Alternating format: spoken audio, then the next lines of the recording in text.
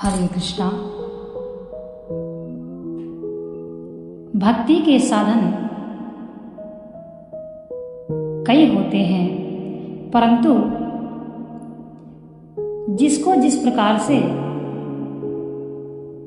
मन लगता है वह व्यक्ति उसी साधन से भक्ति करता है। आज हम बताने वाले हैं चुप साधन। चुप साधन में कैसे भक्ति होती है तथा इसका क्या अभिप्राय है।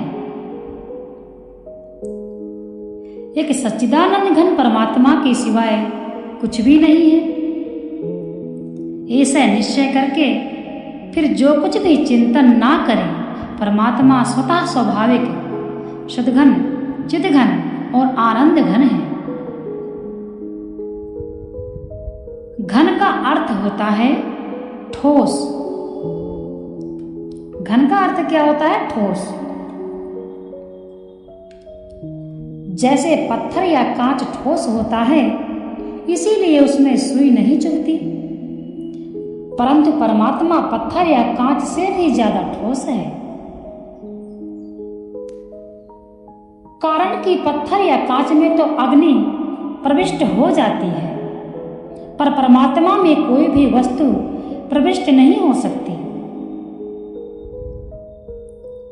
ऐसे सर्वथा ठोस परमात्मा का साधक चिंतन करता है तो उल्टे उनसे दूर होता है। इसीलिए वह जहां है वहीं बाहर भीतर से चुप शांत रहने का स्वभाव बना ले। यह बहुत सुगम और बहुत बढ़िया साधन है। इससे बहुत शांति मिलेगी और सब पाप ताप नष्ट हो जाएंगे।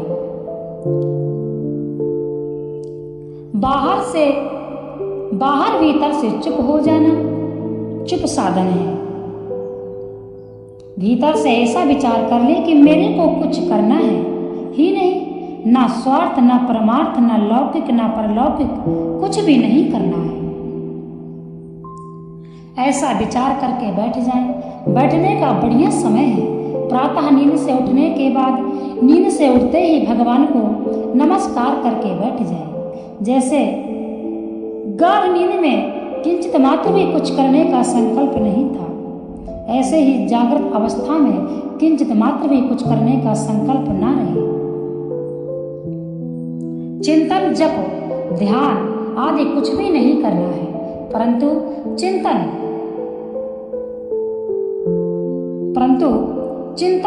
आदि करना है। यह संकल्प भी नहीं रखना है, क्योंकि ना करने का संकल्प रखना भी करना है। वास्तव में ना करना स्वतः सिद्ध है। मन बुद्धि आदि को स्वीकार करके ही करना होता है। अब किंचित मात्र भी कुछ नहीं करना है, ऐसा विचार करके चुप हो जाए। यदि मन ना माने तो सब जगह एक परमात्मा ही परिपूर्ण है, ऐसा मानकर चुप हो जाए। सगुण की उपासना करते हो तो मैं प्रभु के चरणों में पड़ा हूं, ऐसा मानकर चुप हो जाए। परंतु यह 2 नंबर की बात है। 1 नंबर की बात तो यह है कि कुछ करना ही नहीं है। इस प्रकार चुप होने पर भीतर से कोई संकल्प विकल्प हो, कोई बात याद आए तो उसकी अपेक्षा करें। देखिए, भक्ति करने का सबसे अच्छा जो साधन है वह यही साधन है। सुगम तथा सबसे श्रेष्ठ साधन। कोई बात याद आए तो उसकी उपेक्षा करें, विरोध ना करें,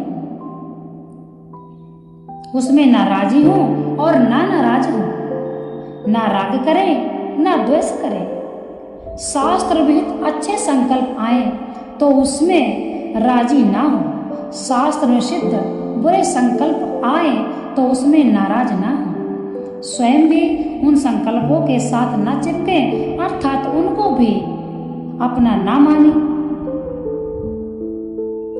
आप कहते हैं कि मन बड़ा खराब है, पर वास्तव में मन अच्छा और खराब होता ही नहीं। अच्छा और खराब स्वयं ही होता है। स्वयं अच्छा होता है तो स्वयं संकल्प अच्छे होते हैं, और स्वयं खराब होता है तो संकल्प खराब होते हैं। अच्छा और खराब ये दोनों ही प्रकृति के संबंध से होते हैं।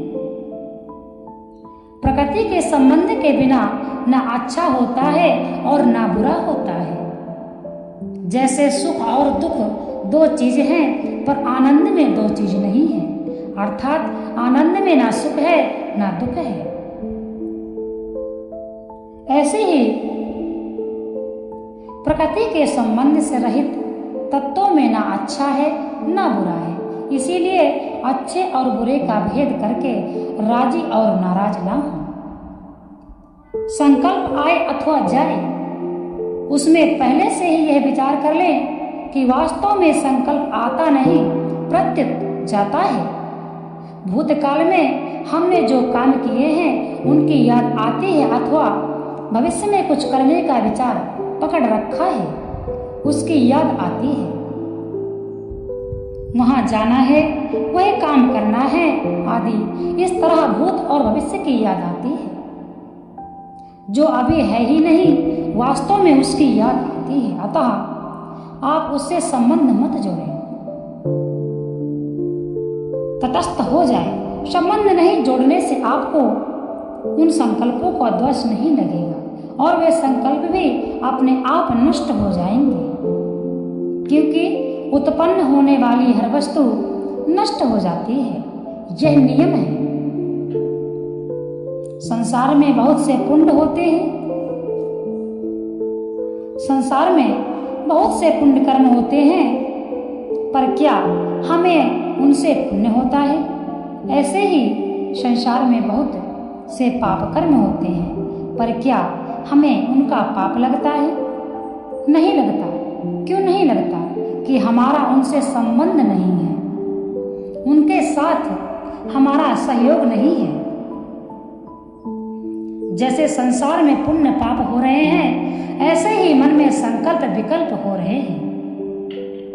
हम उनको करते नहीं और करना चाहते भी नहीं। हम उनके साथ चिपक जाते हैं तो उनकी पुण्य और पाप की, अच्छे और बुरे की संज्ञा हो जाती है, जिससे उनका फल पैदा हो जाता है और वह फल हमें भोगना पड़ता है। इसीलिए उनके साथ मिले नहीं, ना अनुमोदन करें ना विरोध करें। संकल्प विकल्प उठते हैं तो उठते रहें। यह करना है और ये नहीं करना है, इन दोनों को उठा दें। इसीलिए यदि कोई कार्य हो रहा है और किसी का उसमें भला हो रहा है, तो कहा गया है उससे में ना तो आप नाराज हो और ना आप राजी हो। यदि आपको वह कार्य नहीं पसंद आ रहा है तो आप नाराजी हो, परंतु नाराज भी ना हो।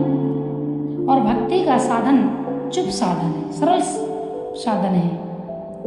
हम कुछ भी कार्य करते रहेंगे तब भी हमारी भगवान का भजन हमारा चलता रहेगा, भगवान का चिंतन चलता रहेगा। इसलिए यह साधन बहुत ही उत्तम है और सभी के लिए सुगम है।